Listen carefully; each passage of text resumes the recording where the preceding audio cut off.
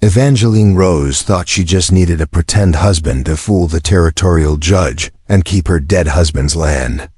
She never imagined the quiet Cherokee drifter she hired was actually the son of the most powerful cattle baron in 3 territories, a man whose empire her own husband had died trying to expose. But this story begins 6 months earlier, when Evangeline's world shattered like glass under a hammer, and the wolves started circling her remote homestead like vultures sensing death. Before we jump back in, tell us where you're tuning in from, and if this story touches you, make sure you're subscribed, because tomorrow I've saved something extra special for you. The autumn wind of 1883 carried more than just the scent of dying leaves across the Wyoming territory.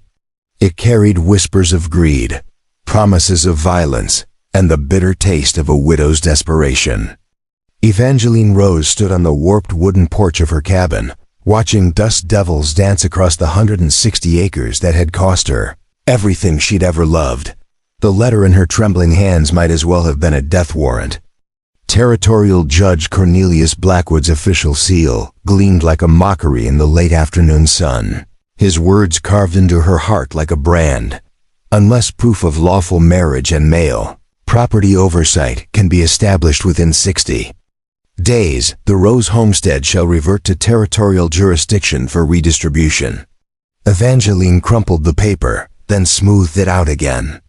Destroying it wouldn't change the reality that had been hunting her since the morning they'd brought Marcus home draped across his saddle, 3 bullet holes in his back and his saddlebags empty of the gold ore samples he'd been carrying to the territorial assayer's office.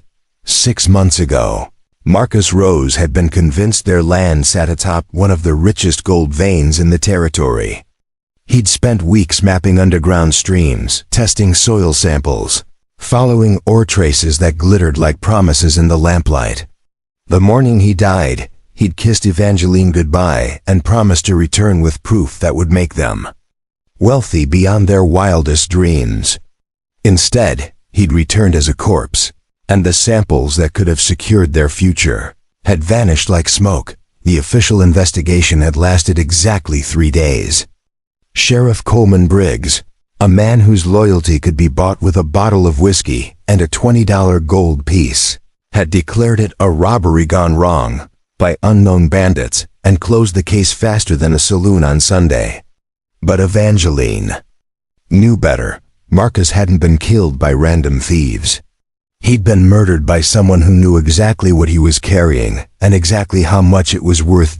Now, as the sun painted the sky the color of dried blood, Evangeline faced the crushing reality that her husband's death had been just the beginning of her troubles.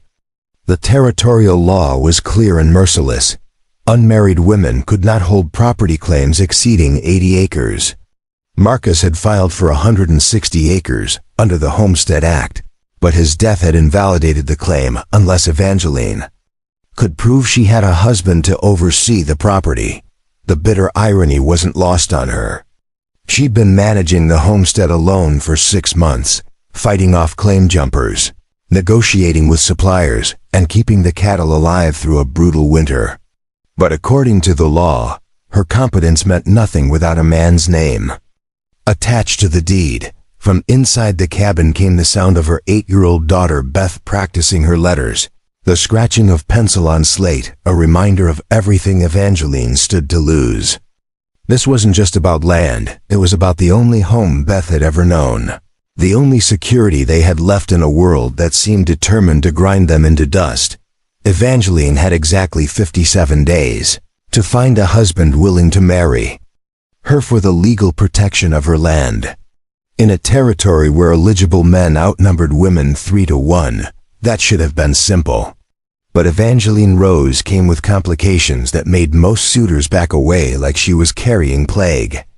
First complication sat in the form of Jeremiah Colt, the self-proclaimed cattle king of the Wyoming territory.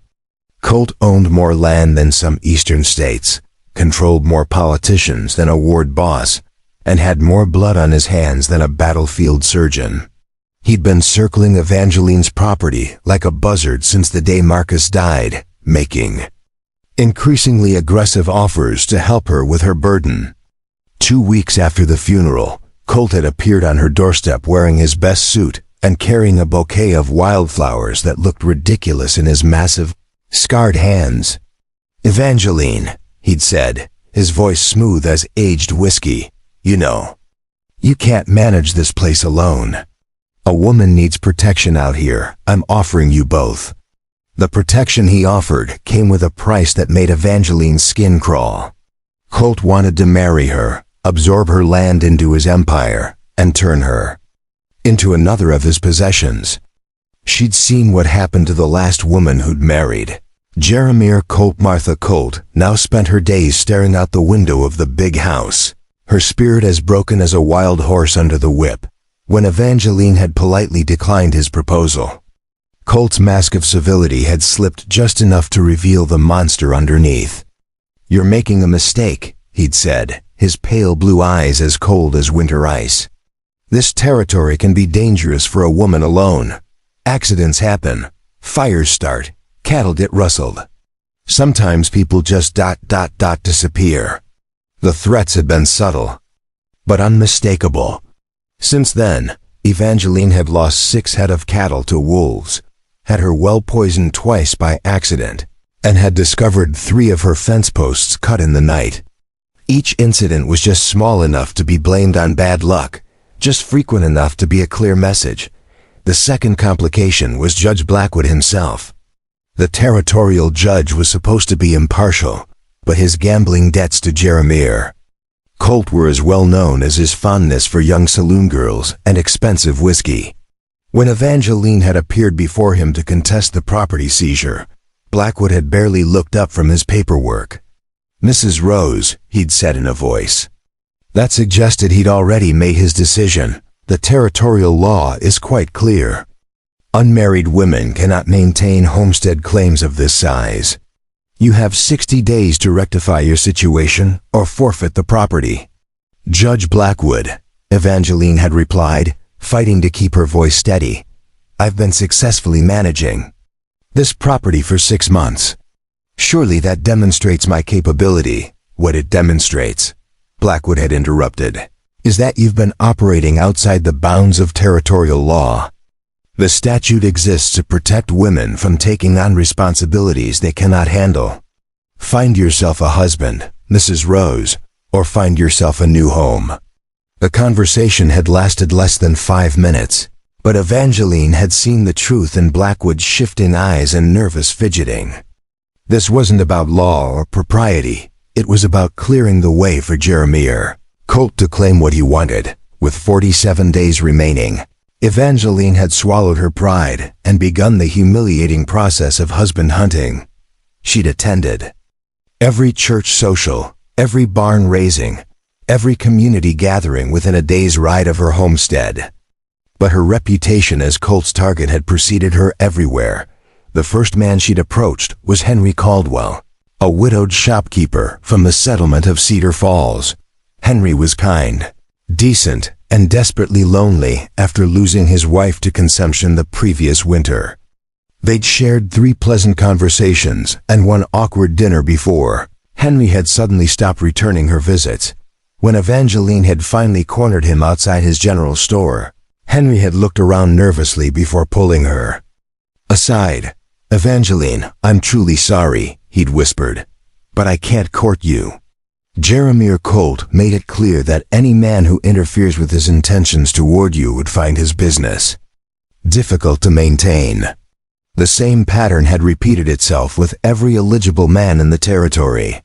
David Morrison, the blacksmith, had been interested until his forge had mysteriously caught fire the day after he'd been seen talking to Evangeline at a church picnic. Samuel Tucker, a rancher from the next county, had courted her for 2 weeks before his cattle had stampeded in the night, costing him half his herd and his enthusiasm for romance by the time October arrived with its killing. Frost and blood-red sunsets, Evangeline had exhausted every respectable option within 100 miles. Preparing and narrating this story took us a lot of time, so if you are enjoying it, subscribe to our channel. It means a lot to us now.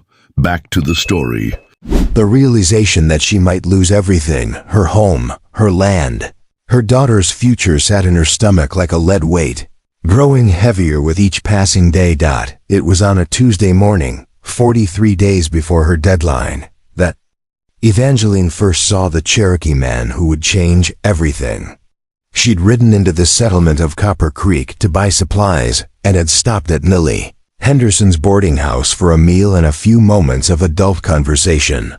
Copper Creek was the kind of town that existed solely because someone had decided it was far enough from anywhere else to matter.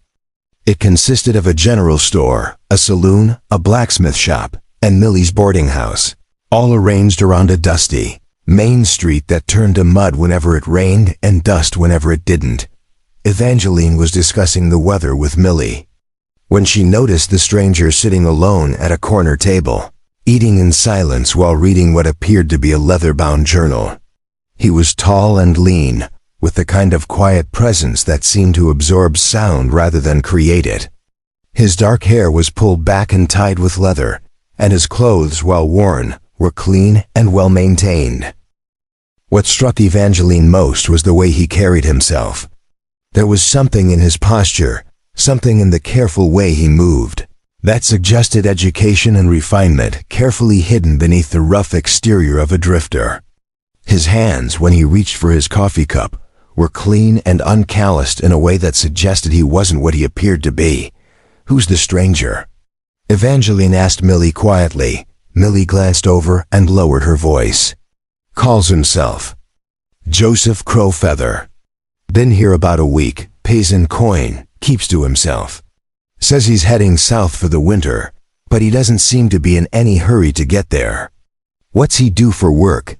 That's the mystery. He's not a cowboy, doesn't have the look, not a miner either. But he's got money, and he's educated. Heard him talking to Dr. Patterson about medicine yesterday. Knew more about herbs and healing than most doctors I've met." Evangeline studied the stranger more carefully. There was something about Joseph Crowfeather that didn't fit the usual pattern of drifters who passed through Copper Creek. Most were running from something, or toward something, carrying their desperation like a visible burden. This man seemed content to simply exist in the moment, as if he had nowhere urgent to be and nothing urgent to escape. As if sensing her scrutiny, Joseph looked up from his journal and met her eyes across the room.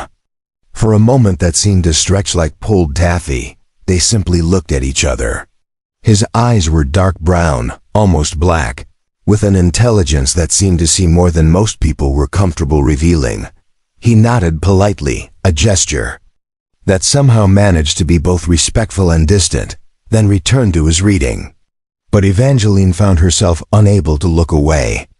There was something in that brief exchange, something in the way he'd looked at her without the usual mixture of pity and speculation that followed her everywhere, that planted the seed of a desperate idea. Evangeline spent the rest of the day thinking about Joseph Crowfeather. By evening, as she sat on her porch watching the sun disappear behind the mountains, she'd convinced herself that what she was considering was either brilliant or insane. Possibly both. The next morning, she returned to Copper Creek with her heart hammering against her ribs like a caged bird. She found Joseph in the same corner of Millie's dining room, reading a different book while nursing a cup of coffee that had probably gone cold an hour earlier. "Mr. Crowfeather?" she said, approaching his table with as much confidence as she could muster. He looked up, and again she was struck by the intelligence in his dark eyes. "Yes, ma'am? I'm Evangeline Rose. I wondered if I might speak with you privately for a moment." Joseph studied her face for a long moment, as if trying to read something written in a language he didn't quite understand. Then he gestured to the empty chair across from him. "Please sit." Evangeline sat down and immediately regretted not planning this conversation more carefully. How did one ask a complete stranger to enter into a fake marriage? How did one explain the desperation that had driven her to this point without sounding like a woman who'd lost her mind to grief and fear? "Mr. Crowfeather," she began, then stopped. "I'm sorry, I don't know the proper way to address you. "Joseph is fine," he said quietly. His voice carried just a trace of an accent she couldn't place, something that suggested education and travel. "Joseph, then, I have a proposition for you. It's going to sound strange, possibly even offensive, but I need you to hear me out before you refuse." Joseph leaned back slightly, his expression neutral but attentive. "I'm listening." Evangeline took a deep breath and plunged ahead. "I need a husband. Not a real husband," she added quickly, seeing something flicker in his eyes. "A temporary arrangement. A legal fiction to satisfy territorial law." She explained her situation rapidly, the words tumbling over each other in her haste to get them out before her courage failed.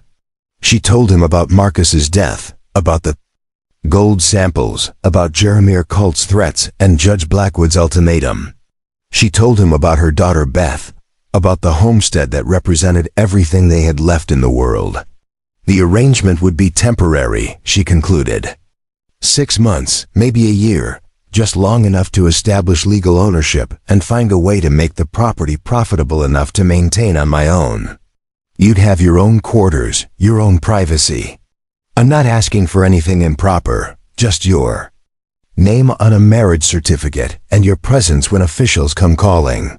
When she finished, Joseph was quiet for so long that Evangeline began to think he was formulating a polite refusal. Finally, he spoke. "What would I get in return?"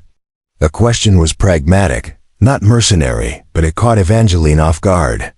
She'd been so focused on her own desperation that she hadn't fully considered what she could offer in exchange. "Room and board," she said. "A place to stay for the winter, and—" She hesitated, then decided on honesty. $200 when the arrangement ends. It was nearly every cent she had saved, but keeping the land was worth any price. Joseph considered this, his fingers drumming silently on the table. "Mrs. Rose, may I ask why you chose to approach me with this proposition?" The question struck her as odd, but she answered honestly. "You're not from around here, so you don't know the local politics. You seem educated and respectable, which would help convince the judge. And—" She paused, searching for the right words. "You don't look at me like I'm a problem to be solved or a prize to be won. You look at me like I'm a person." Something shifted in Joseph's expression, a softening around the eyes that made him seem younger and somehow more vulnerable. "That's because you are a person, Mrs. Rose. A person in a difficult situation who's trying to protect what matters to her." The simple acknowledgement of her humanity, of her right to fight for what was hers, nearly brought tears to Evangeline's eyes. She hadn't realized how much she'd needed to hear those words until Joseph spoke them. "I'll need to think about this," Joseph said finally. "It's not a decision to make lightly." "Of course," Evangeline said, standing on unsteady legs. "I'll be back tomorrow for your answer." As she walked toward the door, Joseph's voice stopped her. "Mrs. Rose, what happens if I say no?" Evangeline turned back to face him, and for the first time in months, she allowed her mask of determined optimism to slip. "Then I lose everything, and Jeremiah Colt gets what he's wanted all along." That night, Evangeline lay awake staring at the ceiling and wondering if she'd just made the biggest mistake of her life. She'd revealed her desperation to a complete stranger, a man she knew nothing about except that he read books and paid for his meals in coin. For all she knew, Joseph Crowfeather was a con man, a criminal, or worse, someone connected to Jeremiah Colt. But something in his eyes, something in the way he'd listened to her story without judgment or interruption, told her that her instincts were right. Joseph Crowfeather was not what he appeared to be, but whatever he was hiding, it wasn't malicious. The next morning, Evangeline returned to Copper Creek with Beth in tow. She decided that if Joseph agreed to her proposal, he should meet the daughter whose future he'd be helping to protect. Beth, with her mother's dark hair and her father's stubborn chin, sat quietly beside Evangeline in the boarding house dining room, coloring in a book with precious colored pencils that had been her last birthday gift from Marcus. Joseph was waiting at his usual table, but this time he stood when they approached. "Mrs. Rose," he said formally, then looked down at Beth with a gentle smile. "And you must be Miss Beth." Beth looked up from her coloring book and studied Joseph with the frank curiosity of childhood. "Mama says you might come live with us for a while." "That's possible," Joseph said seriously, as if Beth's opinion carried real weight in his decision. "What do you think about that?" Beth considered this with 8-year-old gravity. "Do you know any stories?" "I know quite a few stories." "Good ones? With adventures and heroes and maybe some magic?" Joseph's smile widened. "The best stories have all of those things." Beth nodded approvingly and returned to her coloring. "I think it would be okay if you came to live with us. Mama gets lonely sometimes and she tries to hide it, but I can tell." Evangeline felt heat rise in her cheeks at her daughter's blunt assessment, but Joseph simply nodded as if Beth had shared a profound insight. "I've made my decision," Joseph said, looking at Evangeline. "I'll accept your proposition, Mrs. Rose, but I have some conditions of my own." Evangeline's heart leaped, but she kept her voice steady. "What kind of conditions?" "First, I want complete honesty between us. If this arrangement is going to work, we need to trust each other. Second, I want to contribute more than just my name. I can work the land, help with repairs, earn my keep. And third?" Joseph glanced at Beth, who was pretending not to listen while hanging on every word. "If at any point you feel unsafe or uncomfortable with the arrangement, you tell me immediately, and I'll leave. No questions, no arguments." The conditions were more than fair, they were generous. Evangeline felt a weight she hadn't realized she'd been carrying begin to lift from her shoulders. "Agreed," she said, extending her hand for him to shake. Joseph took her hand, and Evangeline was surprised by the warmth and strength of his grip. "Then I suppose we should discuss the details of our courtship." And so in a boarding house, dining room in a settlement that barely qualified as a town, Evangeline Rose and Joseph Crow Feather began planning the deception that would save her land and change both their lives in ways neither of them could imagine. The deadline was now 38 days away, and for the first time since Marcus's death, Evangeline allowed herself to hope that she might actually win this fight. She had no idea that the quiet Cherokee man sitting across from her carried secrets that could either destroy them both or transform her small homestead into something far more valuable than she'd ever dreamed. But those revelations lay in the future, hidden like gold beneath the surface of things. For now, it was enough that she was no longer facing her battle alone. Joseph Crow Feather's arrival at the Rose homestead came with the first snow of winter, his belongings packed into a single worn leather satchel that seemed far too small for a man planning to stay through the cold months. Evangeline watched from her kitchen window as he dismounted from a paint horse that was clearly worth more than most settlers saw in a year, though the animal's quality was disguised by trail dust and careful neglect. The contradictions were already beginning to multiply. A drifter with an expensive horse, a Cherokee man who spoke with the refined accent of Eastern education, a stranger willing to enter a fake marriage for $200 when the coins in his pocket suggested he had no need for such a modest sum. "Mama, he's here," Beth announced unnecessarily, her face pressed against the glass beside Evangeline's. "I can see that, sweetheart. Remember what we discussed about giving Mr. Crow Feather space to settle in?" But as Joseph approached the cabin, his movements careful and measured, Evangeline found herself studying him with new eyes. In the 3 days since their agreement, she'd had time to consider the magnitude of what they were attempting.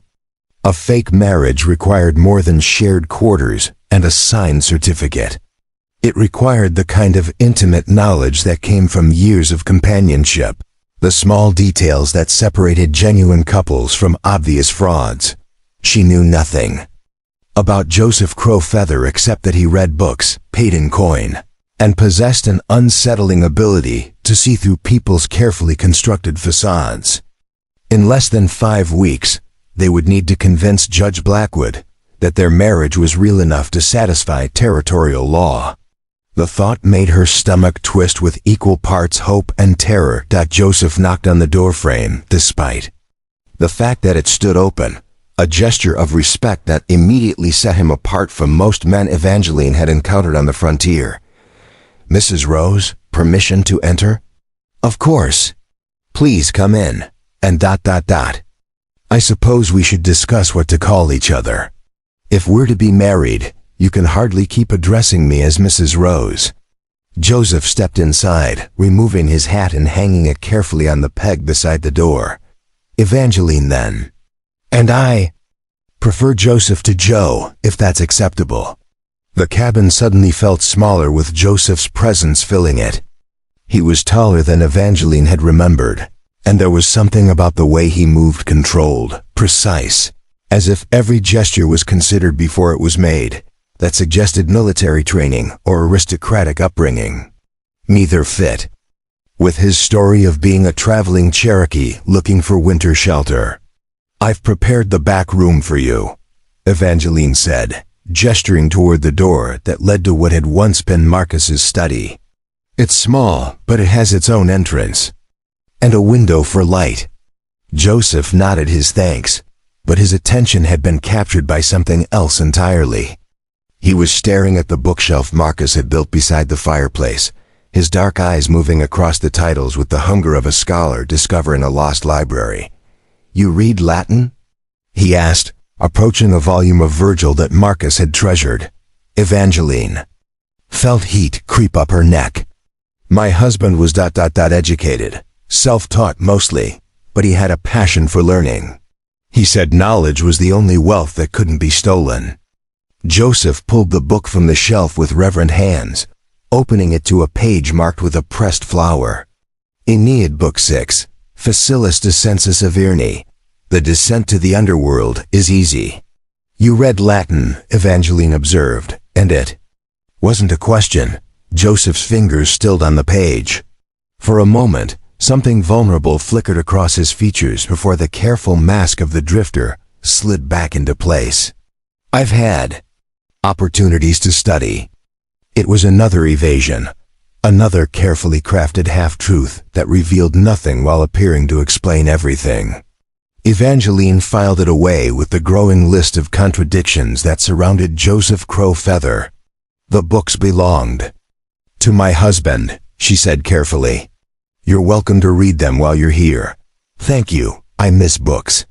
The simple statement, delivered with such quiet longing, told Evangeline more about Joseph's true circumstances than any of his carefully worded explanations.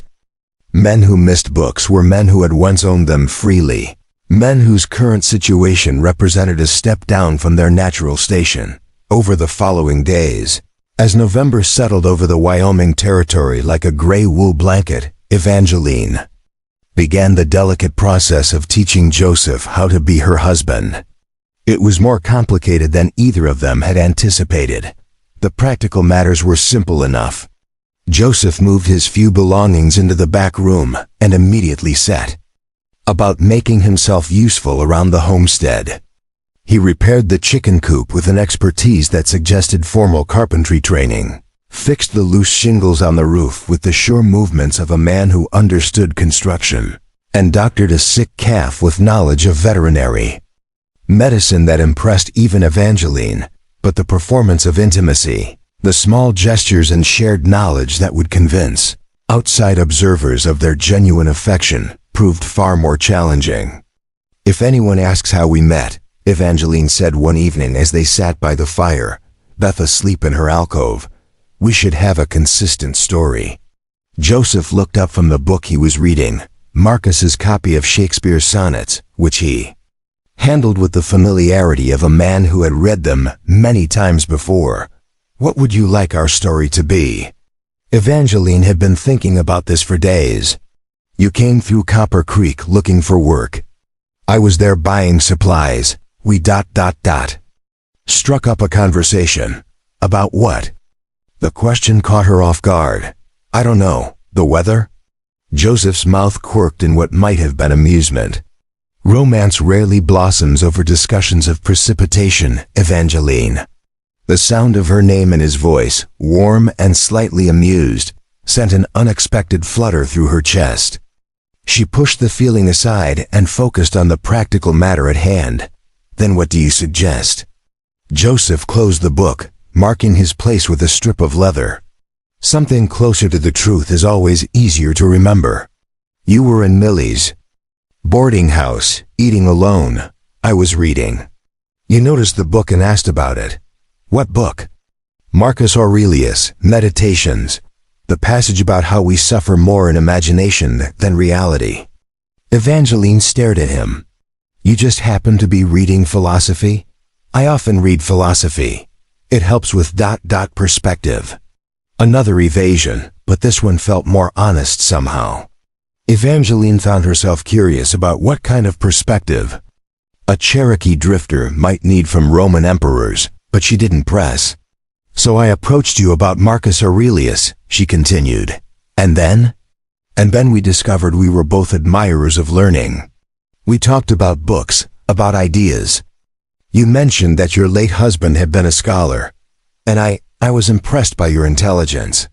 It was a simple story, believable and romantic enough to satisfy casual inquiry. But as Joseph spoke, Evangeline found herself wondering how much of it was actually fabrication. Had he been reading Marcus Aurelius that day? Did he find her intelligent? The questions felt dangerous, too close to hoping for something real in an arrangement built on necessity. We'll need to know things about each other, she said, steering the conversation back to safer ground. Personal details. Favorites, dislikes, habits. Joseph nodded. Ask me anything. What's your favorite color? Blue. The color of deep water or twilight sky?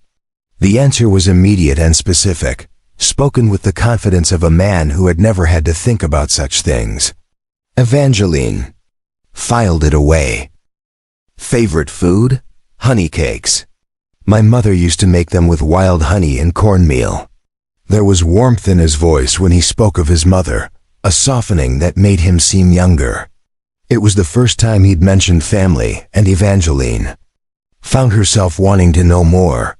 Is she dead? 10 years now. Joseph's expression closed off, the warmth replaced by careful neutrality. Your turn? Favorite color? Green, the color of new grass in spring. Favorite food? Coffee. I know it's not really food, but I can't function without it in the morning. Joseph smiled, a real smile that transformed his entire face. I've noticed. You're not particularly conversational before your second cup. The observation was accurate and gently teasing, the kind of thing a husband might say about his wife's morning habits. It occurred to Evangeline that Joseph had been watching her, learning her patterns, with the attention of a man who understood that details mattered. What else have you noticed? She asked. Joseph considered the question with the seriousness he seemed to bring to everything. You sing when you think no one is listening. Always the same song, something about a river running to the sea. You check the locks on the doors twice before bed.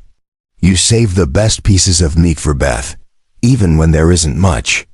And you read Marcus's books when you think I'm asleep, but you never turn more than a page or two before closing them. The accuracy of his observations sent a chill down Evangeline's spine. She did sing that song, a lullaby her mother had taught her, but only when she was alone or thought she was. The books were an even more private matter. She'd been trying to read Marcus's favorites, but the memories they contained were still too painful to bear for long. You're very observant, she said carefully. It's a useful skill. For a drifter? Joseph's eyes met hers across the flickering firelight. For anyone who's ever had to survive by understanding the people around them.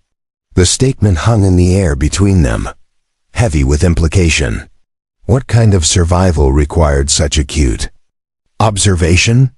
What kind of life taught a man to catalog the habits of everyone he encountered? Before Evangeline could ask, Beth stirred in her alcove, murmuring in her sleep. Both adults automatically lowered their voices, and the moment for deeper questions passed. Their first real test came sooner than expected. On a Thursday morning, as Evangeline was hanging laundry in the bitter wind, she spotted a rider approaching from the direction of town. Even at a distance, she recognized the broad shoulders and expensive hat of Deputy Marshal Pete Hawkins, one of Jeremiah Colt's most reliable enforcers. "Joseph," she called, trying to keep the urgency out of her voice. "We have company." Joseph emerged from the barn where he'd been mending harness, his hands already clean despite the work, another small detail that didn't quite fit. He followed Evangeline's gaze to the approaching rider, and his entire posture shifted, becoming more alert without appearing tense. "Friend of yours?" he asked quietly. "Hardly. Pete Hawkins. He works for the territorial marshal, but everyone knows his real loyalty is to Jeremiah Colt." Joseph nodded once, filing the information away. "What do we do?" "We be married, Evangeline," said simply. Hawkins rode into the yard with the swagger of a man who expected his authority to be acknowledged without question. He was thick through the chest and shoulders, with small, mean eyes and a mustache that couldn't quite hide the cruel curve of his mouth. "Mornin', Mrs. Rose," he said, touching his hat brim in a gesture that managed to be both polite and mocking. "Heard tell you got yourself a new man around here." Evangeline felt Joseph move closer to her, not possessively but protectively, the way a husband might position himself when his wife was being threatened. "Deputy Hawkins," Evangeline said evenly. "I'd like you to meet my fiancé, Joseph Crow." "Feather," Joseph stepped forward, extending his hand in greeting. "Deputy." Hawkins looked at the offered hand for a long moment, before deciding to take it. Evangeline watched the brief handshake with interest, noting how Hawkins tried to squeeze hard enough to make a point, and how Joseph absorbed the pressure without reaction. "Cherokee?" Hawkins asked, his tone making the question sound like an accusation, among other things. Joseph replied calmly. "And what brings you to our territory, Mr. Crowfeather?" "Work, a place to winter. And now, a beautiful woman who's agreed to marry me." Joseph's arms slipped around Evangeline's waist as he spoke, the gesture natural and affectionate. Evangeline fought the urge to stiffen at the unexpected contact, forcing herself to lean into his touch the way a woman in love might. "Mighty convenient timing," Hawkins observed. "Mrs. Rose finding herself a husband right when she needs one most." "Love doesn't keep a calendar, Deputy," Joseph said. There was something in his voice, a quiet authority that hadn't been there before, that made Hawkins' eyes narrow. "You got a last name, Indian?" The slur was deliberate, meant to provoke. Evangeline felt Joseph's arm tighten slightly around her waist, but his voice remained level. "Crowfeather's my name. My grandfather earned it in battle, and I carry it with pride." "And what battles have you fought, Mr. Crowfeather?" Joseph's smile was sharp as a blade. "Only the ones I've had to." The two men stared at each other for a moment that stretched like a held breath. Then Hawkins seemed to remember he was outnumbered and shifted tactics.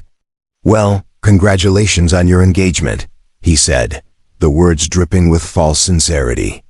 "I'm sure Mr. Colt will be interested to hear about your good fortune, Mrs. Rose." "I'm sure he will be," Evangeline replied smoothly. "Please give him my regards."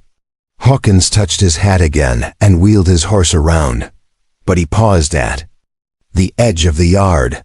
"Oh, Mrs. Rose, Judge Blackwood wanted me to remind you that your 60 days are ticking away. 31 days left, I believe." "I'm aware of the deadline, Deputy. Course you are. Just wanted to make sure your FIANCE acute ... understands the importance of making things official. Wouldn't want any ... misunderstandings." With that parting shot, Hawkins spurred his horse and rode away, leaving a cloud of dust and unspoken threats hanging in the cold air. Joseph's arm remained around Evangeline's waist, until the deputy was completely out of sight. Only then did he step away, and Evangeline was surprised by how much she missed the warmth of his touch. "Well," Joseph said quietly, "that was illuminating." "Hawkins is Colt's creature," Evangeline said. "He'll report everything he saw here." "Good. Let him." Joseph's confidence surprised her. "You're not worried?" "About Deputy Hawkins? No." Joseph looked toward the direction the deputy had taken, his expression thoughtful. "But I am curious about something." "What?" "He called you Mrs. Rose, not Miss. Even though you're supposedly unmarried now, he's still using your married title." Evangeline felt a chill that had nothing to do with the wind. "What does that mean?" "It means he doesn't see you as available. To him, you're still spoken for." The implication hung between them like a gathering storm. Jeremiah Colt wasn't just threatening Evangeline's property, he was treating her as if she already belonged to him. That evening, as they sat by the fire after Beth had gone to bed, Evangeline found herself studying Joseph with new eyes. His performance with Deputy Hawkins had been flawless, the perfect balance of protective masculinity and respectful deference. But there had been moments, the authority in his voice, the way he'd handled Hawkins' attempts at intimidation, that suggested Joseph Crowfeather had experience with men like the deputy. "You were very convincing today," she said. Joseph looked up from the book he was reading tonight. It was Plutarch's Lives, borrowed from Marcus's collection. "Were you expecting me not to be?" "I don't know what I was expecting. But you seemed comfortable, like you dealt with men like Hawkins before." "Men like Hawkins exist everywhere, Evangeline. The uniform changes, but the type remains constant." It was another non-answer, another carefully worded response that revealed nothing while seeming to explain everything. Evangeline was beginning to recognize the pattern, and it frustrated her more each time. "Joseph," she said, setting down her mending, "if we're going to make this work, I need to know who you really are." Joseph's hands stilled on the pages of his book. "What do you mean?" "I mean that everything about you suggests you're not what you claim to be. You read Latin and Greek. You know medicine and carpentry and veterinary science. You carry yourself like a soldier or a gentleman. Your horse is worth more than my entire homestead. So who are you really?" Joseph closed the book slowly, his expression unreadable in the firelight. For a moment, Evangeline thought he might actually tell her the truth. Then he smiled, and she knew she was about to receive another carefully crafted deflection. "I'm exactly who I told you I was, Evangeline. A Cherokee man looking for a place to spend the winter." "That's not an answer. It's the only answer I can give you right now." The words were gentle but final, and Evangeline recognized the futility of pressing further. Whatever secrets Joseph carried, he wasn't ready to share them. But his reluctance only deepened her certainty that those secrets were significant. "Will you tell me eventually?" she asked. Joseph met her eyes across the fire. "When the time is right, I'll tell you everything, I promise." It wasn't the answer she wanted, but there was something in his voice, a sincerity that cut through all his careful evasions, that made her believe him. "All right," she said. "But Joseph, if these secrets of yours put Beth in danger, they won't." The words came quickly, almost urgently. "Whatever else happens, Evangeline, I would never put your daughter at risk. That's a promise I'll keep no matter what." The fierce protectiveness in his voice surprised her. Joseph had known Beth for less than a week, but he spoke about her safety with the conviction of a man making a sacred vow. "Why?" Evangeline asked softly. "Why would you care so much about a little girl you barely know?" Joseph was quiet for so long that Evangeline began to think he wouldn't answer. When he finally spoke, his voice was barely above a whisper. "Because every child deserves to be protected. Because innocence is precious and rare, and once it's lost, it can never be recovered." He looked at her then, and in his dark eyes she saw echoes of old pain. "Because I know what it's like to grow up in a world where safety is never guaranteed." The words carried the weight of personal experience, of wounds that had never fully healed. Evangeline found herself wanting to comfort him, to ask about the child he had been and what had happened to strip away his own innocence. But Joseph's expression had already closed off again, returning to the careful neutrality he wore like armor. "We should discuss the wedding," he said, changing the subject with the skill of a man who had had plenty of practice redirecting unwanted conversations. "The wedding," Evangeline repeated, as if the word belonged to a foreign language. "We need to make it convincing. A quiet ceremony, but with enough witnesses to satisfy legal requirements." The practical discussion that followed dates, locations, the minimal requirements for a territorial marriage ceremony felt surreal to Evangeline. She was planning her second wedding to a man whose real name she probably didn't even know, for reasons that had nothing to do with love and everything to do with survival. But as Joseph talked about the details with the same careful attention he brought to everything else, Evangeline found herself wondering what it would be like if this were real. If the man sitting across from her actually wanted to marry her for reasons that had nothing to do with mutual convenience. The thought was dangerous, she knew. Allowing herself to develop real feelings for Joseph would only lead to heartbreak when their arrangement inevitably ended. But as she watched him plan their fake wedding with such careful consideration for her comfort and preferences, she couldn't help but think that in another time, another place, under different circumstances, she might have been able to love a man like Joseph Crowfeather. The realization terrified her almost as much as losing her land. The morning of their wedding dawned gray and bitter, with ice crystals forming on the inside of the cabin windows, like nature's own protest against what they were about to do. Evangeline stood before Marcus's shaving mirror, adjusting the collar of her only good dress, the deep blue wool she'd worn to church socials, before the world had turned upside down, and tried to convince herself that the hollow feeling in her chest was nervousness, not grief. In 3 hours, she would marry a man whose real name she didn't know, whose past was a carefully guarded mystery, whose very presence in her life was an elaborate deception designed to fool territorial law. The irony wasn't lost on her that her first marriage had been built on love and dreams, while her second would be founded on desperation and legal necessity. "Mama, you look beautiful," Beth said from the doorway, her small face solemn with the weight of the day's significance. Evangeline turned from the mirror and knelt to her daughter's level. They'd talked about this moment, about what it meant, and why it was necessary. But explaining adult desperation to an 8-year-old was like trying to describe color to someone who'd been born blind. "Are you happy about Mr. Joseph becoming my new papa?" Beth asked, her question innocent and devastating. Evangeline felt her throat tighten. "Mr. Joseph is a good man, sweetheart. He'll take care of us." It wasn't really an answer, but it was all the truth Evangeline could manage. Joseph had been nothing but kind to Beth, reading her stories in the evenings and teaching her to whittle small animals from scraps of wood. But kindness wasn't the same as love, and temporary arrangements weren't the same as family. A soft knock on the cabin door interrupted her thoughts.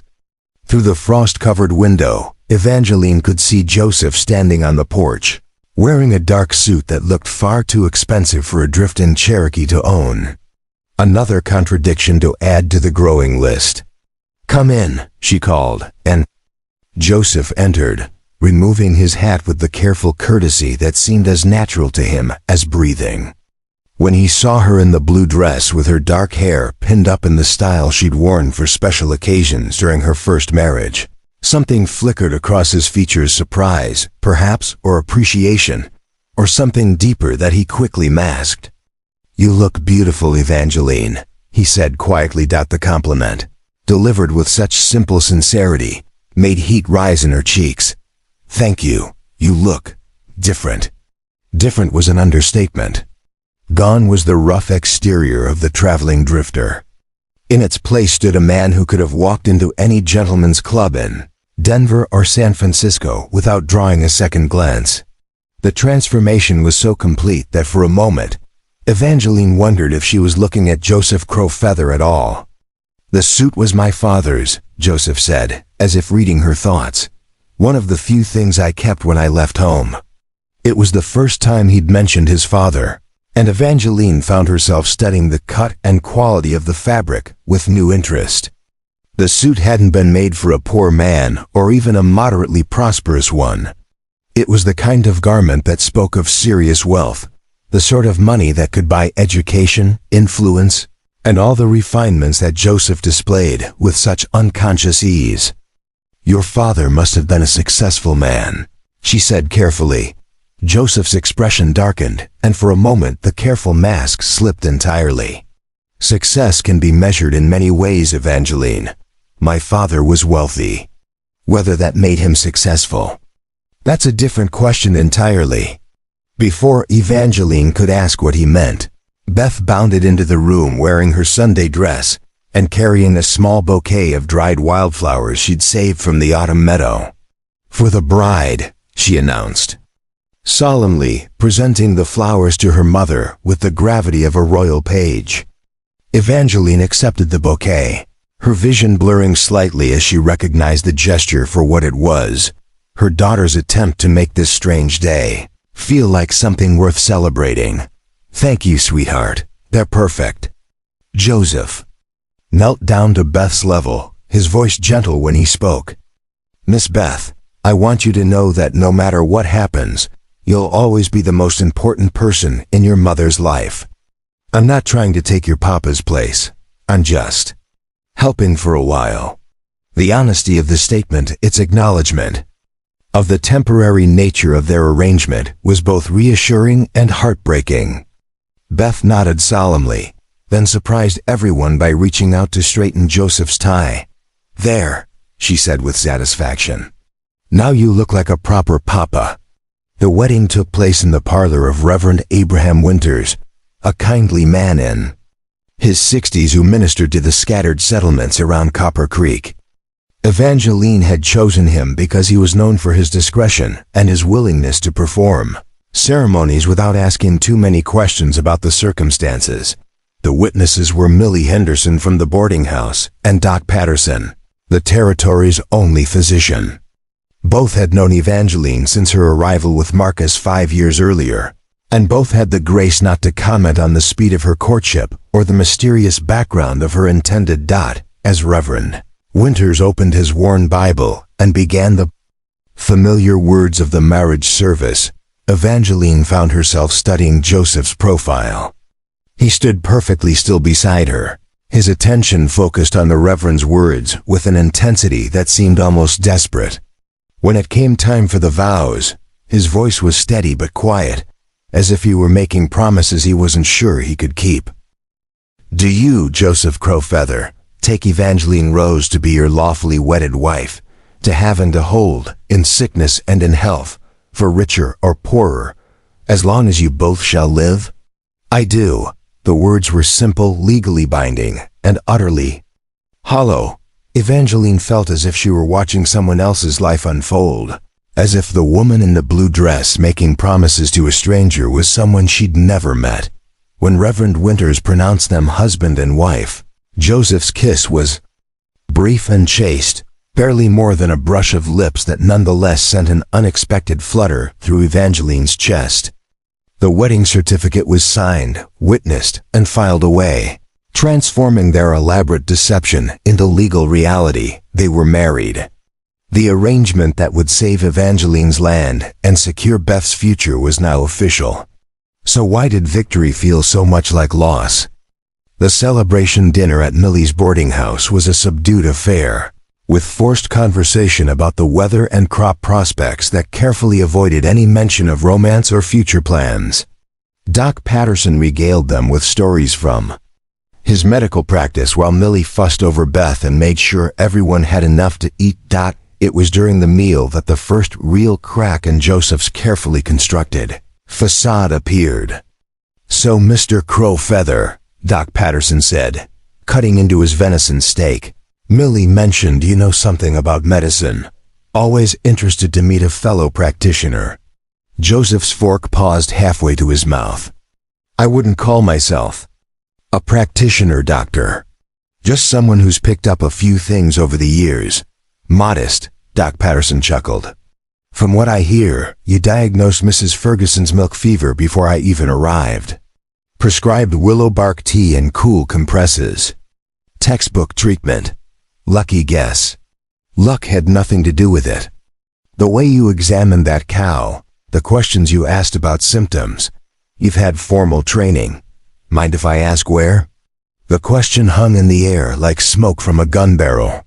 Evangeline watched Joseph's face, noting the slight tightening around his eyes, the almost imperceptible pause before he answered. Various places, Army field medicine mostly.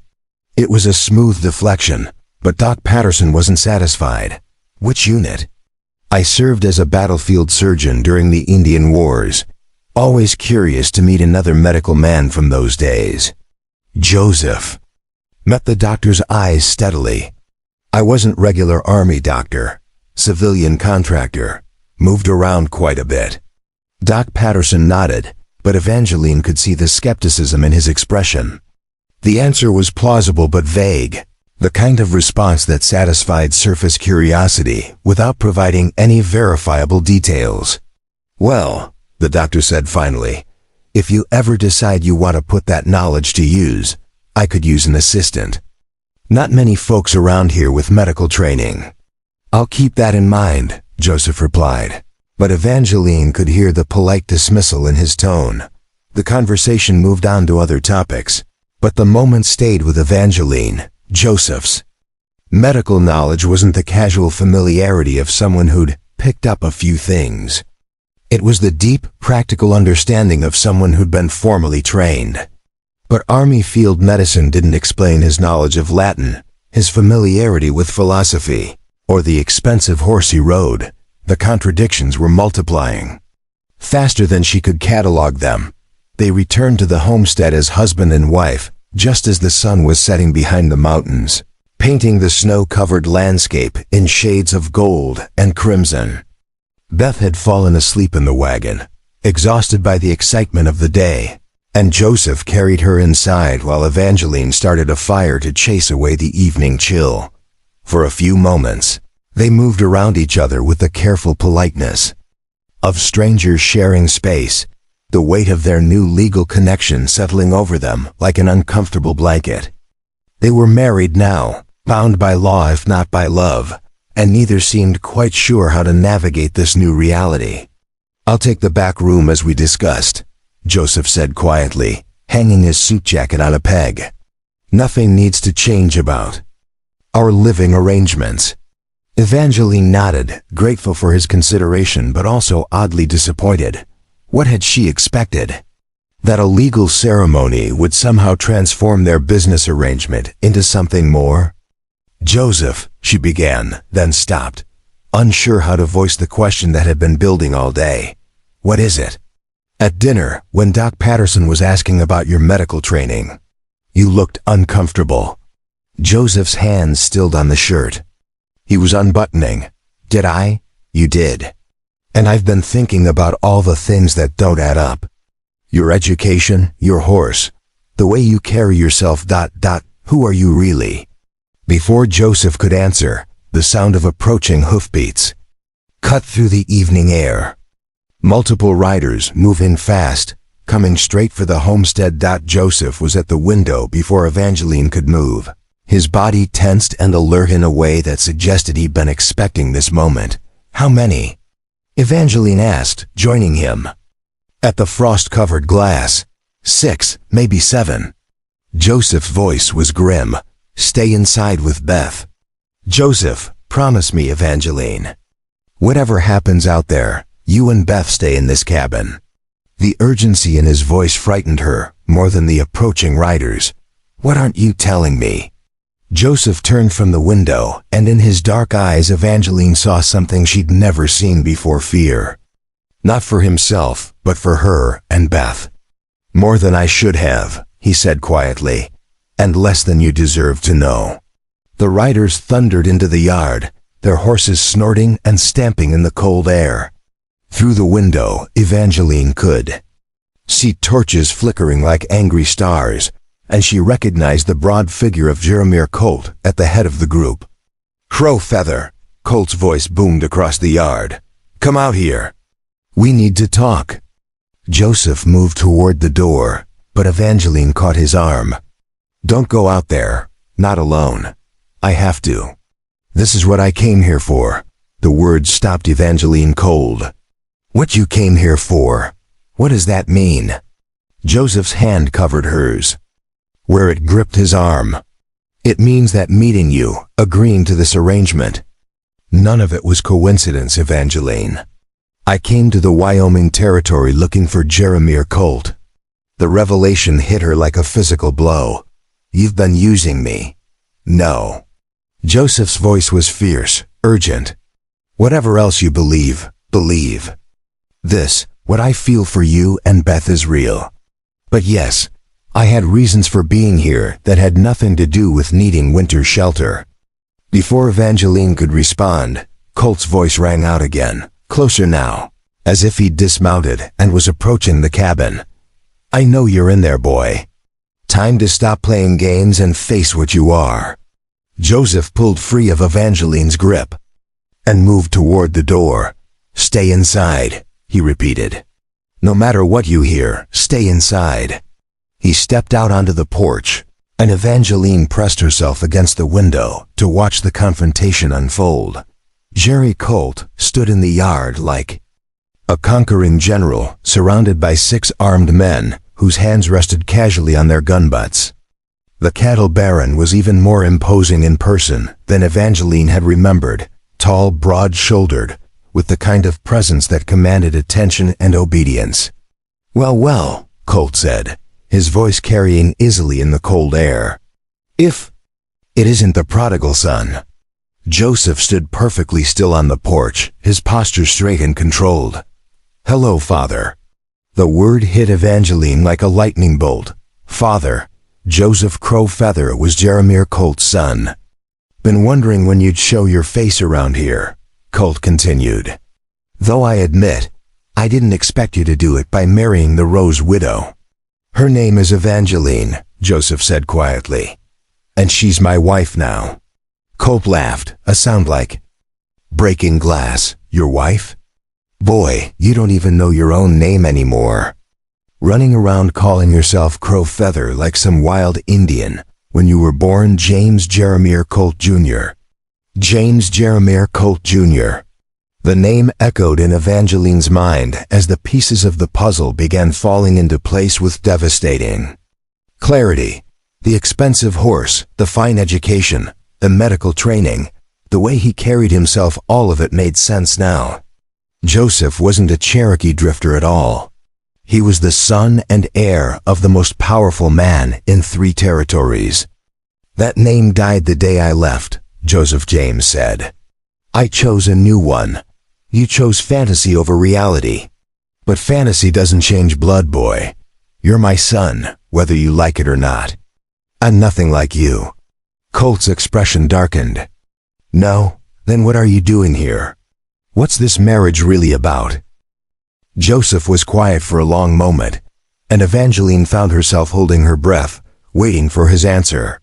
"I came here to stop you," Joseph said finally. "To find evidence of what you've been doing to innocent people like Marcus Rose." The admission hung in the air like a death sentence. Evangeline felt the world tilt beneath her feet as she realized the full scope of what had been happening. Joseph hadn't agreed to marry her to help her keep her land. He'd married her to get close to the man who'd killed her first husband. "Evidence?" Colt scoffed. "Of what? Running a successful business? Expanding my holdings through legal means? Of murder? Of claim jumping? Of destroying anyone who gets in your way?" Colt's mask of amusement finally slipped, revealing the cold predator beneath. "Careful, boy. That's a serious accusation." "It's not an accusation. It's a fact. You killed Marcus Rose because he found gold on his land. Gold you wanted for yourself. Prove it." Joseph reached into his shirt and pulled out a small leather pouch. Even from the cabin window, Evangeline could see the glint of gold ore samples. Catching the torchlight. "These are the samples Marcus was carrying the day he died," Joseph said. "The ones that disappeared from his saddlebags. I found them in your office safe 3 months ago." Colt's face went white with rage. "You broke into my house? I took back what you stole, and I've been gathering evidence ever since. Bank records showing the bribes you paid to Judge Blackwood. Witness statements from your men about the other murders. All of it documented, all of it ready to be turned over to the territorial marshal. The territorial marshal works for me." "Not anymore. I sent everything to the U.S. Marshal's office in Denver 2 weeks ago. They're very interested in your business practices." For the first time since the confrontation began, Jeremiah Colt looked uncertain. "You're bluffing." "Am I? Check your office safe lately. Notice anything missing besides the gold samples?" Colt's expression turned murderous, and Evangeline realized that Joseph had just signed his own death warrant. Whatever evidence he'd gathered, whatever plan he'd been working on, it was all about to come to nothing because Jeremiah Colt would never let him leave this yard alive. "You always were too clever for your own good," Colt said softly. "Just like your mother." Joseph's entire body went rigid. "Leave her out of this. Why? She's the reason you're so weak, so sentimental. If she hadn't filled your head with all that Cherokee nonsense about honor and protecting the innocent, she was worth 10 of you. She was a savage who seduced a young man too stupid to know better. But I learned from my mistake. This time, when I clean up the mess you've made, I'll make sure there are no witnesses left to cause trouble." Colt's meaning was clear, and Evangeline felt ice form in her veins. He wasn't just threatening Joseph, he was threatening her and Beth as well. "The cabin's surrounded," Colt continued casually. "My men have orders to shoot anyone who tries to run. So here's what's going to happen. You're going to hand over any evidence you haven't already sent away. Then you're going to disappear, permanently this time. And your wife and stepdaughter are going to meet with an unfortunate accident." Joseph's hand moved toward his gun, but Colt's men already had their weapons drawn. "I wouldn't," Colt warned. "You might get me, but my boys will cut you down before you clear leather. And then, what happens to the women inside?" Joseph's hand fell to his side, and Evangeline realized he was trapped. Outnumbered, outgunned, with no way to protect the people he'd sworn to keep safe. But as she watched the confrontation unfold, something else became clear to Evangeline. Despite all the lies, despite the deception and the manipulation, Joseph James, whoever he was, had genuinely cared about her and Beth. He'd risked everything to gather evidence against his own father, and now he was about to die for it, unless she could find a way to even the odds. Moving quietly away from the window, Evangeline reached for Marcus's rifle hanging above the fireplace. She'd never been a particularly good shot, but at close range, even she couldn't miss. Outside, the confrontation was reaching its climax, and she was running out of time to act. Evangeline's hands trembled as she lifted Marcus's Winchester from its place above the mantel, the weight of the weapon heavier than she remembered. Through the frost-covered window, she could see the standoff continuing in the yard, Joseph standing alone against 7 armed men, his father's voice cutting through the winter air like a blade designed to wound. The rifle hadn't been fired since Marcus's death. She'd cleaned and oiled it religiously, more out of habit than intention, never imagining she'd need to use it to save the life of a man who deceived her from the moment they met. But as she checked the chamber and found it loaded, Evangeline realized that deception no longer mattered. What mattered was that Joseph James, whatever his real name was, had risked everything to bring justice for Marcus's murder. "Mama?" Beth's sleepy voice drifted from her alcove. "What's happening?" Evangeline's heart clenched. Her daughter was awake, would witness whatever happened next. The thought of Beth seeing violence, of her childhood innocence being shattered by gunfire and blood, made Evangeline's resolve waver for a moment. "Stay in your bed, sweetheart," she whispered. "Close your eyes and don't come out until I tell you it's safe. Are you going to help Mr. Joseph?" The simple question, asked with 8-year-old clarity, cut straight to the heart of the matter. Was she going to help him? He'd lied to her, used her, married her under false pretenses. But he'd also been kind to Beth, gentle with her, and had ultimately put himself in mortal danger to seek justice for a man he'd never met. "Yes," Evangeline said quietly. "I'm going to help him." She moved to the window and carefully pushed it open, just enough to slide the rifle barrel through. The cold night air bit at her face as she took aim at the cluster of men in the yard. She wasn't a marksman like Marcus had been, but at this distance, she could hardly miss. Outside, Jeremiah Colt was still talking, his voice carrying the casual confidence of a man who believed he held all the advantages. "You know what your problem is, boy," Colt said, circling Joseph like a predator toying with wounded prey. "You never understood that power isn't about being right. It's about being willing to do whatever it takes to get what you want. Is that what you told yourself when you killed my mother?" The words hung in the air like a gunshot, and even from inside the cabin, Evangeline could see Colt's reaction, a slight stiffening, a momentary pause that suggested Joseph had struck a nerve. "Your mother died in an accident," Colt said, but his voice lacked its earlier confidence. "My mother died because she discovered what you were doing to her people. The Cherokee families you were cheating out of their treaty lands. The forged documents, the bribes, the threats." Joseph's voice grew stronger with each accusation. "She was going to expose you, so you had her killed. Prove it. I don't have to. She told me everything before she died.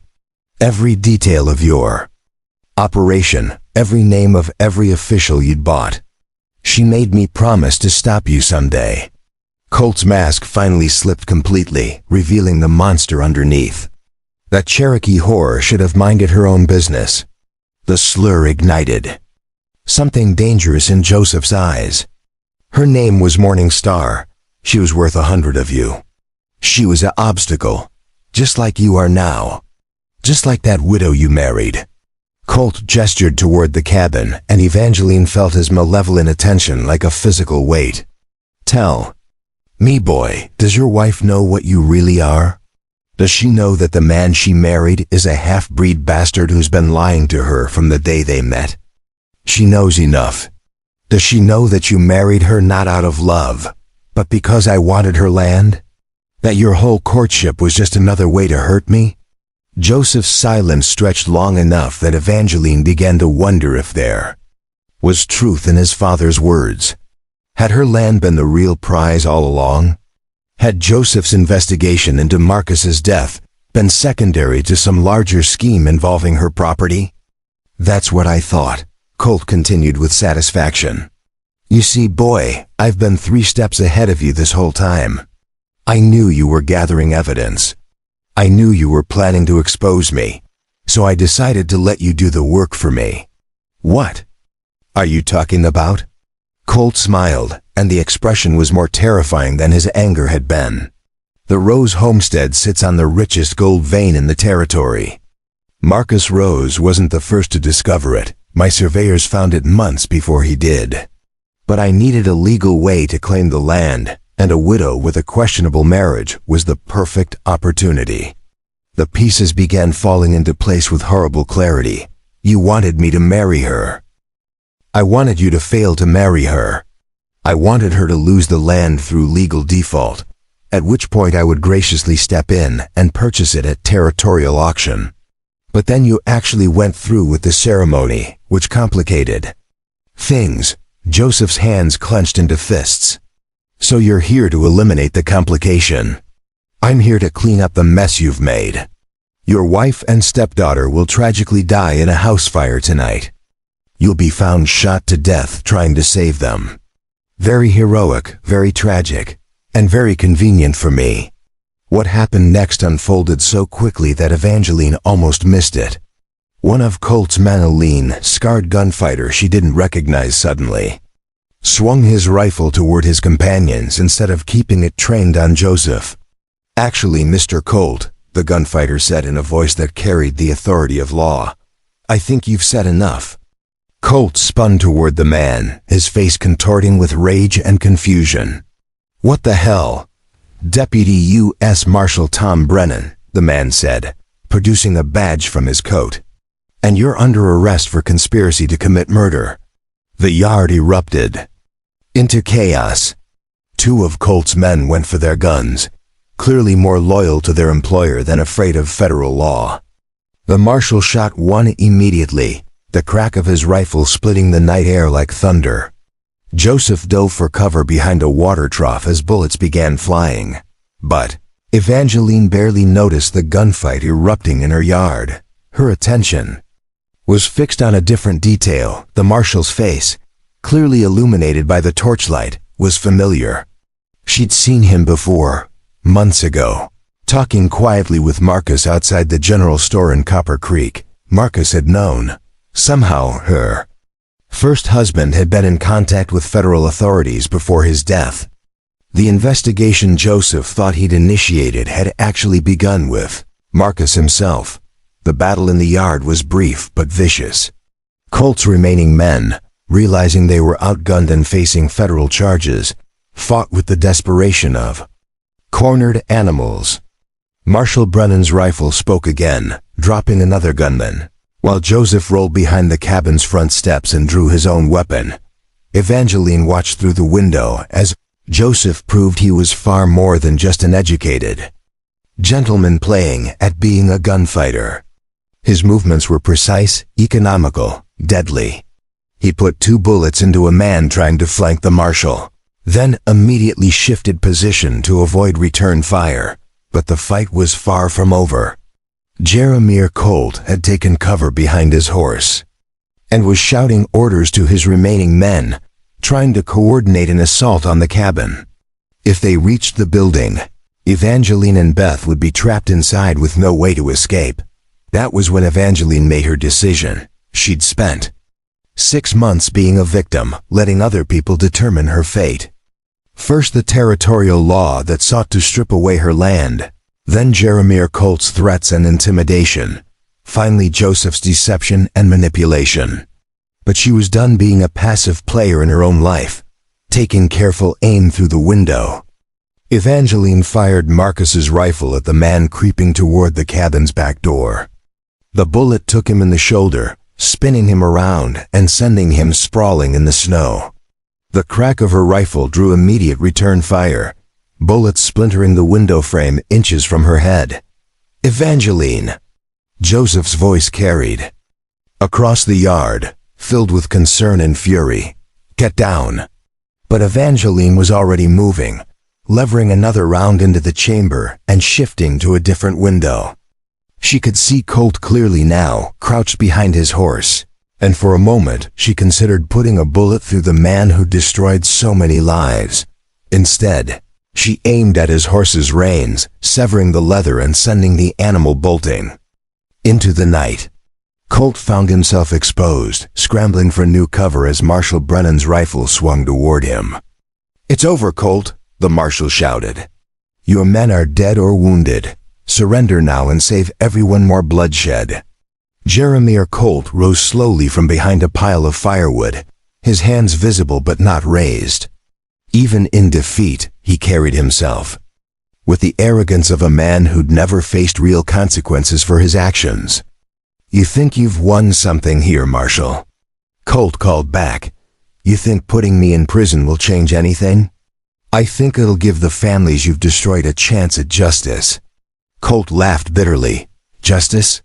I've killed dozens of people over the years. Claim jumpers, witnesses, anyone who got in my way. You know how many I'll hang for? None, because you can't prove a damn thing." "Actually," Joseph said, emerging from behind the water trough with his gun still drawn, "we can prove quite a lot."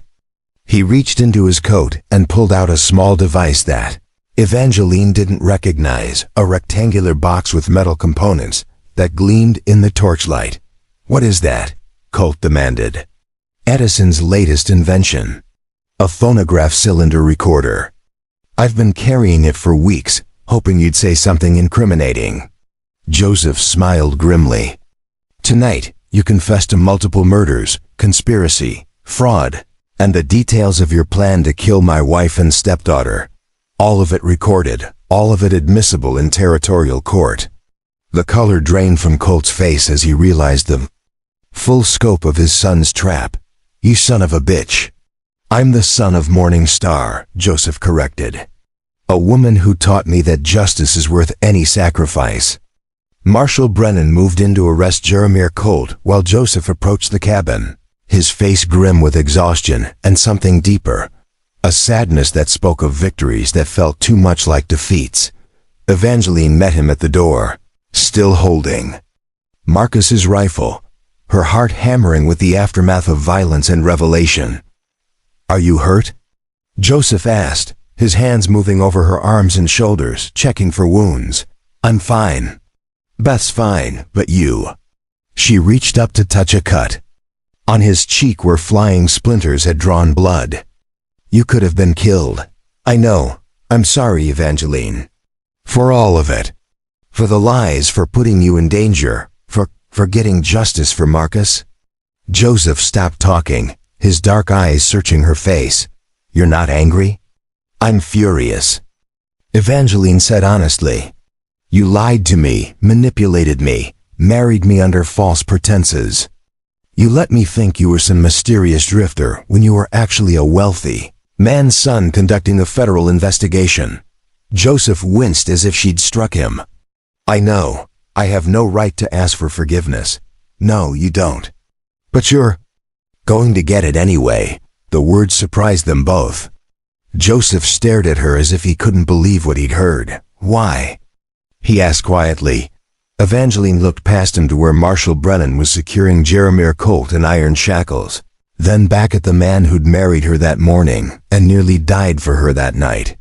Because despite all the lies and deception, you did something no one else was willing to do. You got justice for Marcus. You stopped a man who'd been destroying innocent lives for years. And she paused, searching for the words to express something she barely understood herself. And because I think the man who read to my daughter and fixed our roof and stood up to armed gunmen to protect us, that man is real, whatever name he goes by. Joseph's expression cracked, revealing a vulnerability she'd glimpsed only in unguarded moments. That man is real. Everything I felt for you and Beth, everything I said about your strength and courage, that was all real. Even though you came here to use me, I came here to investigate my father. I stayed because I found something worth protecting. The simple declaration hung between them in the cold night air, heavy with possibility and pain in equal measure. What happens now? Evangeline asked. When this is all over, when your father's in prison and the investigation is complete. Joseph was quiet for a long moment, his gaze fixed on something in the distance. I don't know. I've spent so many years focused on bringing him down that I never thought about what would come after. You have a choice to make. What choice? Evangeline stepped closer to him, close enough to see the uncertainty in his dark eyes. You can go back to being James Jeremiah Colt Jr., heir to a cattle empire built on blood and lies. Or you can stay Joseph Crowfeather, the man who chose justice over family loyalty. And if I choose to stay Joseph, then you figure out who you want to be when you're not hunting your father's ghosts. Before Joseph could respond, Marshal Brennan approached them, leading a shackled Jeremiah Colt toward the horses. The cattle baron's face was a mask of rage and defeat, but his eyes held a promise of future vengeance that made Evangeline shiver.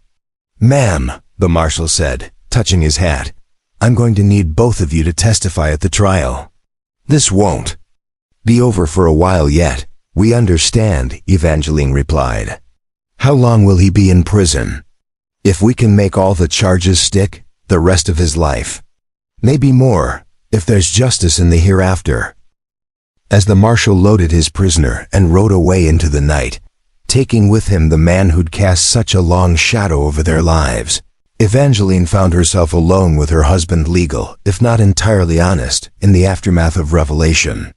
And violence. They stood together in the doorway of the cabin. Two people bound by necessity and shaped by deception, trying to decide if anything real could grow from such complicated ground. The answer to that question would determine not just their future together, but the kind of people they chose to be. When the morning sun rose on their dramatically changed world, dawn broke gray and cold over the Rose homestead, revealing the aftermath of the previous night's violence like wounds exposed to merciless light. Bullet holes scarred the cabin's exterior walls, blood stained the snow in dark patches, and the acrid smell of gunpowder still hung in the air despite the morning wind. Evangeline stood at her kitchen window, watching Joseph bury the men who had died in her yard. He'd been at the grim task since before sunrise, working alone despite her offers to help. There was something ritualistic about the way he moved, as if he were burying more than just bodies, perhaps the last remnants of the deception that had brought them together. Beth sat at the kitchen table, unusually quiet, as she picked at her breakfast. The 8-year-old had slept through most of the gunfight, but the morning had brought questions that Evangeline struggled to answer simply. Is Mr. Joseph really not Mr. Joseph? Beth asked, her small voice cutting through the silence. Evangeline turned from the window, considering how to explain the complexity of identity to a child who saw the world in absolutes. He's still the same man who reads you stories and taught you to whittle. Names don't change who people are inside. But he lied to us. Yes, he did. Sometimes grown-ups make difficult choices that hurt people they care about. Beth considered this with the gravity that children bring to moral questions. Do you still love him? The question stopped Evangeline cold. Love. She'd been so focused on forgiveness, on understanding Joseph's motivations and deciding whether their marriage could survive his deception, that she hadn't allowed herself to examine her deeper feelings. Did she love Joseph Crowfeather or James Colt? Or whoever he really was beneath all the layers of necessity and pretense? I don't know, sweetheart, Evangeline said honestly. I need to figure that out. Later that morning, as Joseph finished his burial duties and came inside to wash the dirt from his hands, a rider appeared on the horizon. But this wasn't another threat. It was a well-dressed man in a fine coat, riding a horse that spoke of Eastern money and careful breeding. More visitors, Joseph observed grimly, reaching for his gun belt. No, Evangeline said, studying the approaching figure. This one's different. He's alone, and he's not riding like a man with violence on his mind. The stranger proved to be Harrison Whitmore, a lawyer from Denver, who carried a leather satchel and an expression of profound relief at finding them alive. Mr. Crowfeather, Whitmore said, dismounting with the careful movements of a man more comfortable in courtrooms than on horseback. I've been riding all night to reach you. I have news about your father's estate. Joseph's expression darkened. My father isn't dead. No, but he's been legally declared deceased as of yesterday morning. When news of his arrest reached Denver, the territorial governor moved quickly to seize his assets under the criminal forfeiture laws. Whitmore opened his satchel and produced a thick sheaf of documents. However, before his arrest, your father had made certain arrangements. It seems he anticipated this outcome and took steps to protect his legacy. What kind of steps? Evangeline asked, though she dreaded the answer. He transferred legal ownership of his entire estate to his son. All of it, the ranch, the cattle, the mining claims, the bank holdings. As of yesterday, Mr. Crowfeather, you are one of the wealthiest men in the Western Territories. The silence that followed this pronouncement was deafening. Joseph stared at the liar as if he'd spoken in a foreign language, while Evangeline felt the ground shift beneath her feet once again. I don't want it, Joseph said finally. I'm afraid it's not a matter of want, sir. The transfer was legal and binding. The estate is yours whether you claim it or not." Joseph turned away from the lawyer, his hands clenching into fists. "He's still controlling my life, even from prison." Evangeline understood his frustration, but she also saw the opportunity that Jeremiah Colt's final manipulation presented. "What if you used it differently than he intended?" "What do you mean? Your father built his wealth by destroying people. What if you used that same wealth to help them instead?" Over the following hours, as Lawyer Whitmore laid out the staggering scope of the Colt empire, the magnitude of Joseph's inheritance became clear. 50,000 head of cattle, 100,000 acres of grazing land, mining claims worth more than the territorial budget, bank holdings that could influence the entire regional economy. It was enough wealth to reshape the territory, to right decades of wrongs, to transform the legacy of fear and violence into something approaching justice. But it was also a chain that would bind Joseph to his father's world forever. "There are families throughout the territory who lost their land to your father's schemes," Evangeline said as they walked the boundaries of their own small homestead that evening. "Cherokee families, Mexican families, homesteaders like Marcus. And me. You could return what was stolen." Joseph nodded thoughtfully. "I've been thinking the same thing. But Evangeline, if I do this, if I take on the responsibility of dismantling my father's empire and trying to repair the damage he caused, it will take years, maybe decades. I know. And it will mean staying James Colt, at least in name and legal standing. I can't give away an inheritance as Joseph Crowfeather. I understand." Joseph stopped walking and turned to face her, his expression intense in the fading light. "Do you? Because what I'm really asking is whether you'd be willing to be married to James Colt, not the drifter you fell for, but the heir to a cattle empire with all the responsibilities and complications that entails." The question hung between them. Like a bridge, she could either cross or burn. Evangeline looked back at the cabin where Beth was doing her evening chores, then at the man who'd fought for justice in her yard the night before. "That depends," she said quietly. "On what?" "On whether James Colt is the same man who read Marcus Aurelius in Millie's boarding house. Whether he's the same man who mended Beth's shoes and taught her to whittle. Whether he's the same man who married me yesterday, not because he had to, but because he wanted to protect what we'd built together." Joseph's eyes searched her face. In the gathering darkness, "And if he is? Then I think I could love James Colt just as much as I was starting to love Joseph Crowfeather." The admission surprised them both. Love, the word that had been dancing around the edges of their conversations, finally spoken aloud, honest and vulnerable in the cold mountain air. "You were starting to love me?" Joseph asked, his voice barely above a whisper. "I was trying not to," Evangeline said with a rueful smile. "I kept telling myself it was just gratitude, or loneliness, or the relief of not facing my problems alone.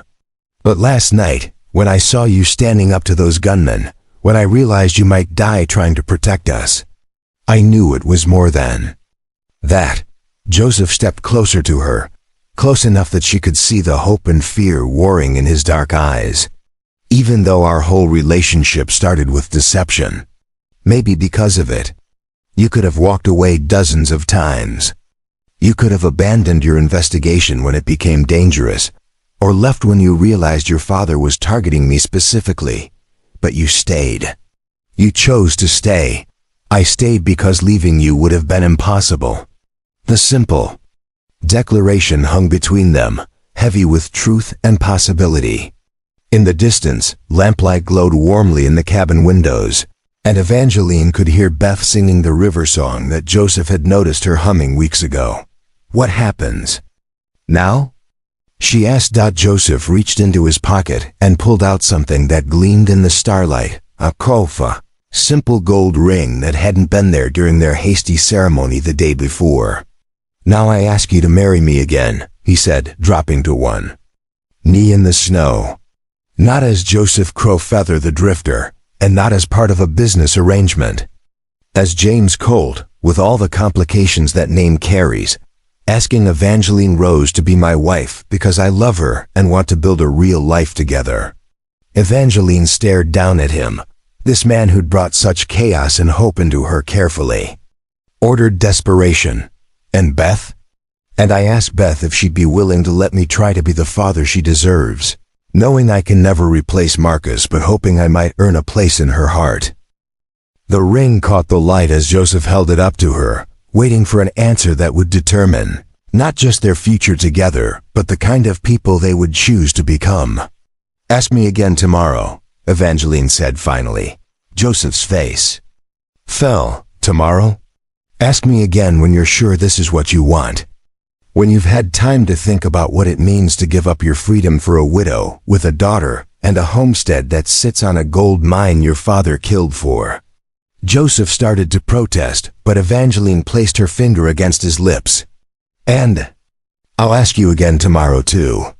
When I've had time to think about what it means to love a man whose name comes with an empire and all the enemies that empire has made. Joseph nodded slowly, understanding the wisdom in her caution, even as his heart clearly wanted a different answer. Tomorrow then, he agreed, getting to his feet and slipping the ring back into his pocket. But Evangeline? My answer won't change. Whatever name I carry, whatever responsibilities come with it, I want to spend my life with you. Then we'll find out tomorrow if that's enough.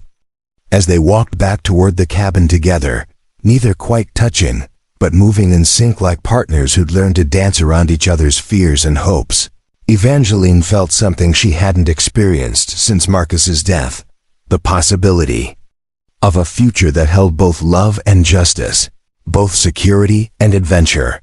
Whether that future would unfold as she hoped remained to be seen. But for the first time in months, she believed it might be possible to build something real from the ashes of deception and loss.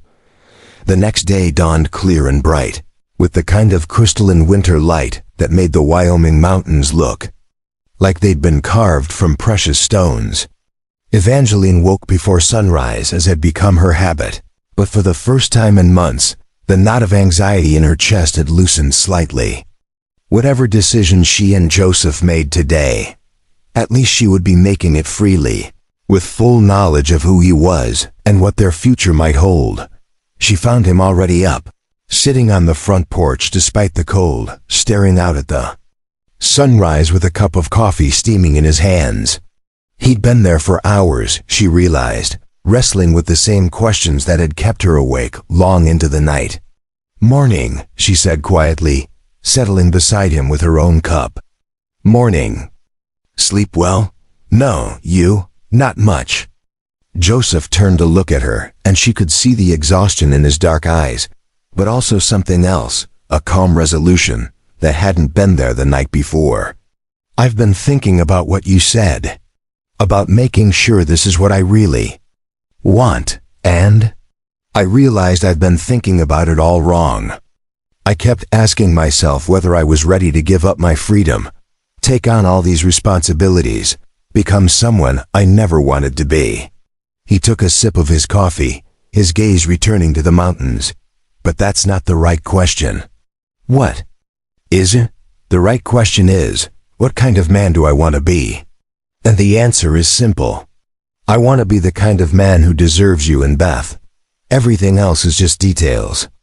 The simple declaration sent warmth spreading through Evangeline's chest, but she forced herself to think practically. And the empire, the inheritance, all those responsibilities will be there whether I want them or not. But you're right, I can choose how to use them. I spent so many years focused on bringing my father down that I never thought about what I'd build in his place. Joseph looked at her then, his expression serious but hopeful. I want to build something worthy of the woman who stood at her window with a rifle to protect a man who'd lied to her from the moment they met. Before Evangeline could respond, Beth appeared in the doorway, rubbing sleep from her eyes and carrying her rag doll. Are you two talking about mushy stuff? She asked with 8-year-old directness. We're talking about the future, Evangeline. Said, pulling her daughter onto her lap, About whether Mr. Joseph is going to stay with us. Beth looked at Joseph with the piercing gaze that children used to see straight through adult complications. Do you want to stay? More than anything. Joseph said seriously. But only if you want me to. This is your home, your family. I don't want to intrude where I'm not welcome. Beth considered this with the gravity of a judge weighing evidence. Will you still read me stories? Every night if you want. And teach me things like whittling and how to take care of horses. Anything you want to learn. And will you love Mama the way Papa Marcus did? The question hung in the cold morning air, cutting straight to the heart of everything they'd been dancing around. Joseph met Beth's eyes steadily. I'll love your mama differently than Papa Marcus did, because I'm a different person. But I'll love her just as much, and I'll love you too, if you'll let me. Beth nodded solemnly, then surprised them both by scrambling off Evangeline's lap and wrapping her small arms around Joseph's neck. I think you should stay, she whispered against his ear. Mama's been sad for too long. As if the universe had been waiting for that moment of emotional resolution, the sound of approaching riders interrupted their family tableau. But these weren't more of Jeremiah Colt's men. They were territorial surveyors, accompanied by a man Evangeline recognized as the federal mining assessor from Denver, Mrs. Colt. The assessor called, approaching the porch with official documents in hand. Or should I say Mrs. Colt and Mr. Colt? Joseph stood slowly, his hand instinctively moving toward his gun belt before he caught himself. I'm James Colt. This is my wife Evangeline. What can we do for you gentlemen? We're here about the mineral survey of this property. As the new owner of the Colt mining interests, you have the right to formal assessment of any claims that intersect with your wife's homestead. The assessor unrolled a map that made Evangeline's breath catch. The entire Rose homestead was outlined in red, with geological notations that meant nothing to her but clearly excited the professionals. Mr. Colt, the surveyor said, his voice filled with the enthusiasm of a man delivering remarkable news. Your wife's property sits directly above what appears to be the richest gold vein we've ever documented in this territory. Conservative estimates suggest at least $2 million worth of recoverable ore. $2 million. The number was so staggering that Evangeline couldn't quite grasp it. She'd been fighting to keep 160 acres of what she'd thought was marginal grazing land, never imagining she was sitting on a fortune that dwarfed even the Colt Empire. There's more, the assessor continued. Under territorial law, mineral rights belong to the surface property owner, unless specifically deeded otherwise. Since this homestead predates any mining claims in the area, the gold belongs entirely to Mrs. Colt.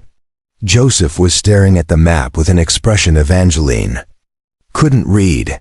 You're saying my wife is independently wealthy? Extraordinarily so.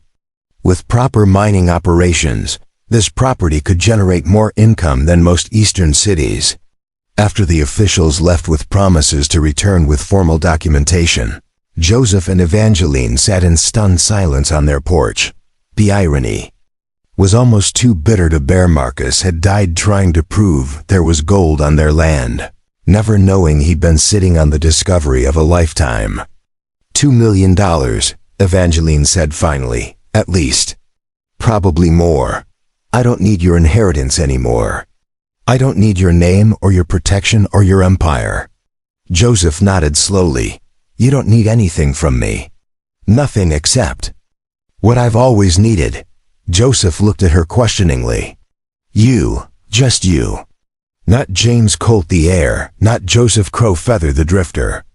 Just the man who reads philosophy in men's, children's shoes and stands up to armed gunmen because it's the right thing to do. Joseph stood up from the porch steps and walked to the edge of the yard, his back to her as he stared out at the mountains. For a long moment, Evangeline thought he might be preparing to leave, that the revelation of her independence had somehow changed his feelings about their future together. Then he turned back to her, and she saw that he was smiling, really smiling. for perhaps the first time since she'd known him. "Do you know what this means?" he asked. "That I'm rich? That you're free, completely, utterly free. You don't need to marry anyone for protection or security or social standing. You can choose your own path, make your own decisions, be exactly who you want to be." Joseph walked back to her, and this time when he knelt in the snow, it wasn't with the desperate urgency of a man trying to solve a problem. It was with the quiet confidence of someone offering a gift. "Evangeline Rose," he said, pulling out the simple gold ring. "I'm asking you to marry me, not because you need me, but because I need you. Not because you're in danger, but because you make me brave. Not because the law requires it, but because I can't imagine a life without you in it." The proposal was everything their first ceremony hadn't been: honest, romantic, born of love rather than necessity. But even as her heart swelled with joy, Evangeline found herself thinking practically, what about your father's empire? All those people who need restitution? I'll handle that as James Colt, heir and legal owner. But I'll come home every night to Joseph Crowfeather, the man who loves you in Beth and wants nothing more than to build a good life with you. And if it takes years, decades, then we'll have years or decades together, however long it takes. Evangeline looked down at the ring, simple, honest, beautiful in its lack of pretension, then at the man offering it.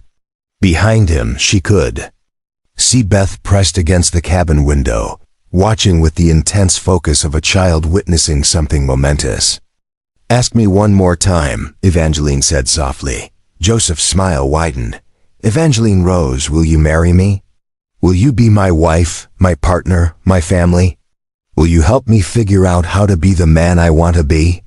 "Yes," she said, extending her hand for the ring. "Yes to all of it." The ring slid onto her finger as if it had been made for her, and when Joseph kissed her, really kissed her, not the chaste brush of lips from their legal ceremony, Evangeline felt something she'd thought was lost forever click back into place, thought she was choosing love. Not settling for security or accepting necessity, but actively choosing to build a life with a man who saw her as an equal partner rather than a problem to be solved. Their second wedding took place 6 weeks later in the same church where Evangeline had married Marcus 5 years earlier. But everything else was different. This time, the ceremony was witnessed by a congregation filled with friends who'd come to celebrate rather than fulfill legal requirements. This time, Evangeline wore her mother's wedding dress, carefully preserved and altered to fit. This time, the promises they made to each other carried the weight of choice rather than desperation. Joseph had spent those 6 weeks beginning the process of dismantling his father's empire and rebuilding it as something worthy of his mother's memory. Cherokee families who'd lost their land found mysteriously favorable mortgage terms appearing in their mail. Mexican settlers discovered that disputed property boundaries had been resolved in their favor. Homesteaders like Marcus and Evangeline received financial settlements for harassment and intimidation they'd endured. The transformation would take years to complete, but the foundation had been laid for justice rather than exploitation. As they exchanged rings in front of God and community, Evangeline marveled at how different this felt from their first ceremony. That had been two strangers making a bargain for mutual survival. This was two people who'd seen each other at their worst and best, who'd chosen love over safety and partnership over independence. When Reverend Winters pronounced them husband and wife again and invited Joseph to kiss his bride, the kiss lasted long enough to draw good-natured laughter from the congregation and an exaggerated ooh from Beth, who was serving as flower girl. At the reception afterward, as they danced to music played by a small band imported from Denver, Joseph whispered in Evangeline's ear, "No regrets?" "Only one," she whispered back. Joseph's expression grew concerned. "What?" "I wish Marcus could have lived to see his killer brought to justice. I wish he could have known that the gold he died trying to prove was real." Joseph was quiet for a moment, then spoke softly. He knew, in the letters Marshall Brennan found in his effects, Marcus wrote that he was certain about the gold, but worried about what would happen when Jeremiah Colt found out. He'd already contacted federal authorities about his suspicions. He knew he was in danger. He knew. But he also knew that exposing the truth was worth the risk. Just like his wife, he was willing to fight for what was right, no matter the cost. The revelation brought tears to Evangeline's eyes, but they were tears of pride rather than grief. Marcus had died a hero's death, fighting for justice. And now that fight had been completed by the man who'd become her second chance at love. As the evening wound down and the guests began to drift away, Evangeline found herself standing with Joseph and Beth on the porch of their cabin, now properly. Their cabin, no longer under threat of seizure or violence.